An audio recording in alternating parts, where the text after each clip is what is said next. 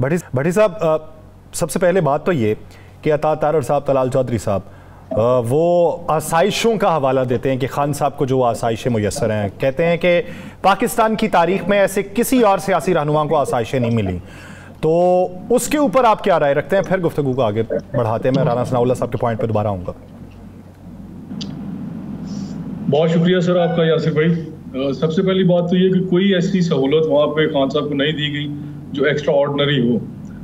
उनको बुनियादी सहूलियत ज़रूर फराहम की गई हैं जो उनका बुनियादी हक है बहसीयत साबका वज़ीर आज़म पाकिस्तान।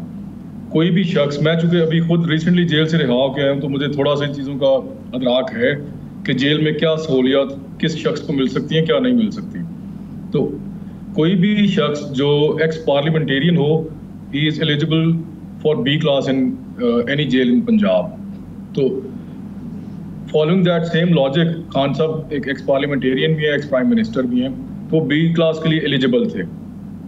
उस बी क्लास में आपको एक मेज़ और एक कुर्सी और टीवी और पढ़ने के लिए किताबें, ये बुनियादी चीज़ें हैं जो आपको वहाँ पे मिलती हैं। खाने की भी आपको सहूलत मैसर होती है, आप अपने घर से या बाहर से खाना भी अपने लिए मंगवा सकते हैं। तो इसमें कोई ऐसी चीज़ नहीं है जो एक्स्ट्रा ऑर्डिनरी स्पेसिफिकली खान साहब के लिए उनको एंटरटेन करने के लिए की जा रही हो। अच्छा जी, ये तो हो गया। अब बहुत से लोग कह रहे हैं, मैंने तो कहा है यासर शीर से, ये मेरी बात ही नहीं मान रहा। ये जो लोग कह रहे हैं आसाइशें इतनी दे दी हैं खान साहब को, मेरा ज़ाती ख्याल है आप भी पंजाब असम्बली में बड़ा धुआंधार तकरीर करते हैं, तो उन्हें आप भी रिक्वेस्ट करें कि खान साहब की आसाइशें लेने वो भी चले जाए वहाँ पर। अल्लाह किसी दुश्मन को भी ना लेके जाए राणा साहब वहाँ पे। मैं तो किसी के लिए भी ऐसी नहीं, वो साजिशों नहीं, वो साजिशों हम भी चाहते हैं कि सुधर जाए, लेकिन जब वो साजिशें कहते हैं, साजिशें तो एंजॉय करनी चाहिए ना।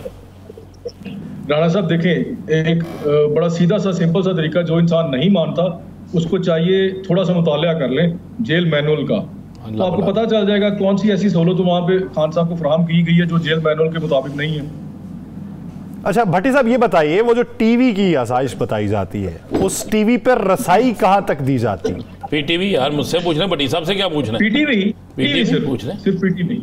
वहाँ पे तो अखबार भी वो जाता है जिसमें खबर जो लगी हो गई और उसको हिस्सा काट दिया जाता है, ऐसा ही है ना जी? हाँ जी बिल्कुल, राणा साहब बिल्कुल दुरुस्त कह रहे हैं। अखबार भी जो मिलती है जेल में, उसको काट के उसकी सेंसरशिप की होती है। सर ज्ञान ही ना कहना चाहिए। अच्छा भट्टी साहब, एक बात बताएं, आपको 9 तारीख को जलसे की इजाजत नहीं मिली, जमोची गेट में जलसा था। अब आप लोग कह रहे हैं हमने जलसा भी करना है, कन्वेंशन भी करना है, सॉरी इंशाल्लाह। आप करेंगे वहीं पे? इंशाल्लाह करेंगे सर, क्यों नहीं करेंगे। वो तो हक है, गिरफ्तारी है। तो आइन हमें, देखिए बात ये, कोई किसी एक डीसी का ऑर्डर जो है वो ज्यादा मुकद्दम है या आइन ज्यादा मुकद्दम है? आइन में ये बड़ी वाज़ेह तौर पे दिया हुआ है कि अपना पीसफुल प्रोटेस्ट कोई भी शख्स, कोई भी शहरी किस वक्त भी कर सकता है किसी हवाले से। और असेंबली जो, या तो फिर कहे ना दफ़ा 144 नाफज की हुई है, असेंबली पे पाबंदी है, फिर एक और सूरत हाल पैदा हो जाती है, उसमें हम कोर्ट में जा सकते हैं। लेकिन जब तक हम आज़ाद हैसियत में हैं, हम असेंबल भी हो सकते हैं, हम प्रोटेस्ट भी कर सकते हैं, हम इजलास जलसा जुलूस भी कर सकते हैं, कोई उस पर कदगन नहीं है। अच्छा भट्टी साहब, ये बताइए कि आज सुप्रीम कोर्ट के अंदर भी ये बात हुई मुज़ाकरात के हवाले से। राना सनाउल्लाह साहब भी ये कह रहे हैं कि अगर हिद्दत कोई बढ़ाना है तो वो तो बढ़ाई जा सकती है, लेकिन अगर डायलॉग करने हैं तो फिर सूरत हाल कुछ और निकल सकती है। पार्टी के अंदर क्या राय है, क्या डायलॉग हो सकते हैं? यानी हतमी फैसला आपके मुताबिक तो बानी पीटीआई ही करेंगे, लेकिन पार्टी के अंदर के लोग जो हैं उनकी अपनी भी तो एक राय होगी ना। देखिए, पार्टी में हर तरह की राय रखने वाले लोग होते हैं और हमारी पार्टी में भी इसी तरह ये हर तरह की राय रखने वाले लोग हैं, लेकिन हतमी फैसला हमारी बानी चेयरमैन समेत कोर कमेटी, ये दोनों मिलकर करेंगे। खान साहब की इंस्ट्रक्शंस के मुताबिक हमारी कोर कमेटी फैसला करेगी। क्या नजर आपका ज़ाती ख्याल क्या है इस घुटन के माहौल में? जी सर, माहौल को दूर करने के लिए मुज़ाकरात होने चाहिए?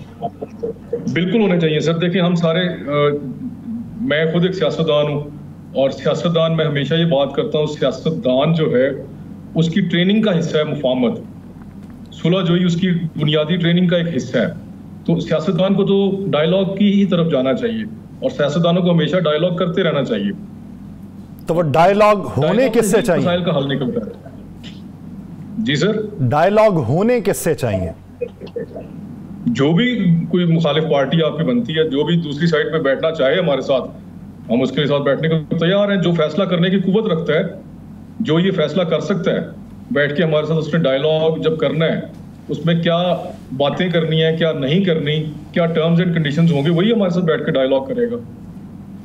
अच्छा जी, हमारे कुछ मुतालबात हैं एज ए पार्टी, हम अपने मुतालबात बता चुके हैं पहले से ही कि हमारे खिलाफ जितने ये झूठे मुकदमात बनाए गए इनको ख़त्म किया जाए। हमारे पाबंदे सलासिल जितने साथी हैं, रहनुमा हैं, हमारे जितने कारकुनान हैं, उनको रिहा किया जाए।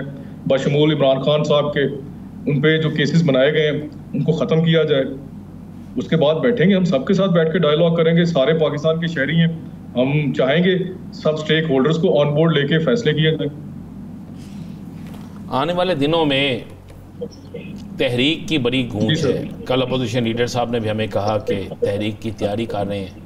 असद कैसर साहब ने आज फाइनल ऐलान भी कर दिया। तो क्या पंजाब से लोग निकल सकेंगे? सर, पंजाब से लोग ज़रूर निकलेंगे इंशाल्लाह ताला।